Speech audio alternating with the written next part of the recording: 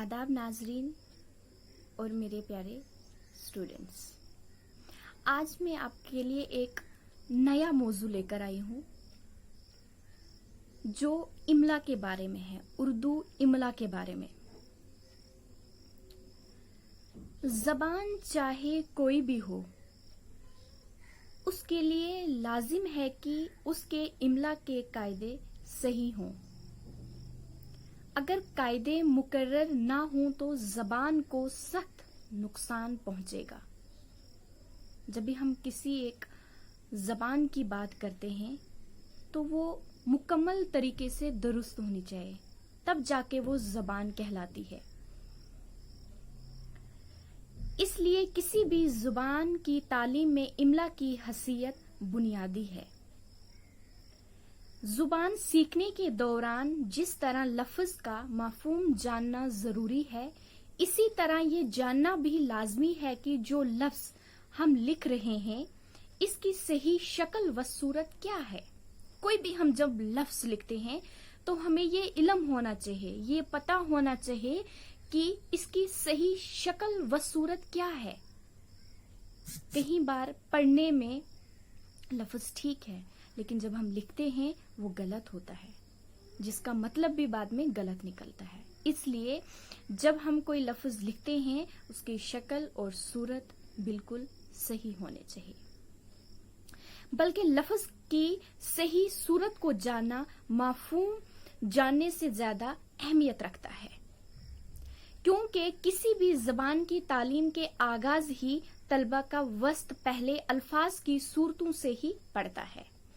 इसलिए जबान के मामले में ये बात ज्यादा अहमियत नहीं रखती कि बोलने वाले को लफ्ज के मानी मालूम होना चाहिए, बल्कि ये लाजिम है कि लिखने वाले को लफ्ज की सही शक्ल व सूरत बखूबी पता होनी चाहिए, इल्म होना चाहिए उसके बारे में।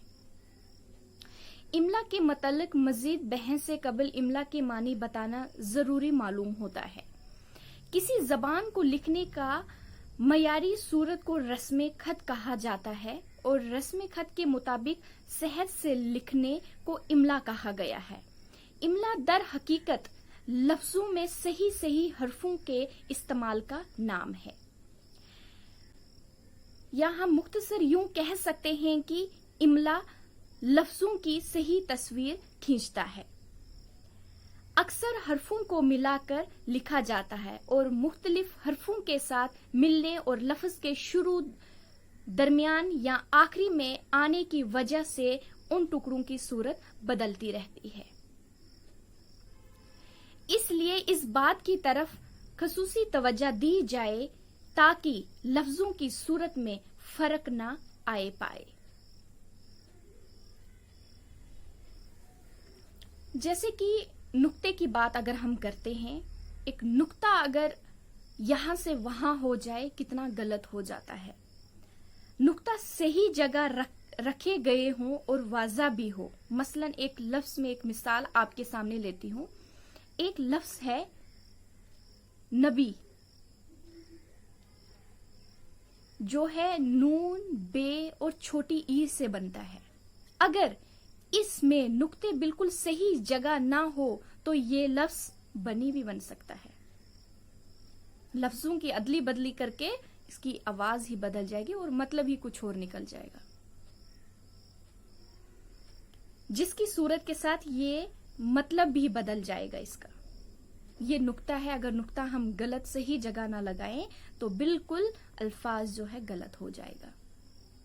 उसके बाद है जो हरुफ मिलाकर लिखे जाते हैं, जो दो लफ्ज हम मिला के लिखते हैं, उनके जो ठीक हों और उनकी सूरत में बिगड़ ना पाए। मसलन एक लफ्ज लेती हूं, लफ्ज है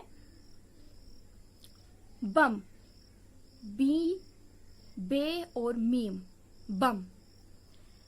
लेकिन इससे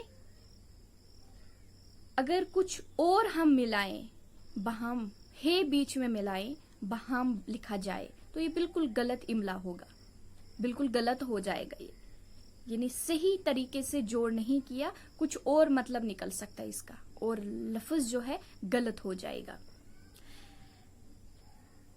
लफ्ज में हरुफ को जिस तरतीब से आना चाहिए उसी तरतीब से लिखा जाए। मसलन लफ्ज है वक्त, एक लफ्ज हम लेते हैं जैसे है वक्त, इसकी सही तरतीब जो है वाव, काफ और ते है। लेकिन अगर इसको काफ, वाव, ते की तरतीब से लिखे तो बेमानी हो जाएगा। कवत, कोई मतलब नहीं इसका। किसी लफ्ज में जिन हरुफ को आना चाहिए यानी जो मरूज हो वही लिखे जाए। मसलन तूफान में पहला हरुफ तोई है, अगर इसे ते से लिखा जाए तो इमला गलत होगा, इमला जो है गलत हो जाएगा, क्योंकि तोई और ते पढ़ तो सकते हम कि तूफान है, लेकिन इसका अल्फाज जो है गलत हो जाएगा, और दूसरी बात कि ये अल्फाज भी गलत हो जाएगा। और अलिफ नहीं लगना चाहिए इनके आखिर में। लेकिन इसके बरक्स हिंदी या अंग्रेजी के ऐसे अल्फाज जिनके आखिर में अलिफ आता है, अक्सर लोग हे से लिखते हैं। अलिफ आता है तो हे लिखते हैं। जैसे लफ्ज हैं तमाशा, भरोसा, अड्डा, राजा, जबकि ये अल्फाज का सही इमला नहीं है। इन लफ्ज को अलिफ से ही लिखना दुरुस्त है। मसलन तमाशा, भरोसा, अड्डा, राजा, इनको अलिफ लगता है, हे नहीं लगता है आखिर में।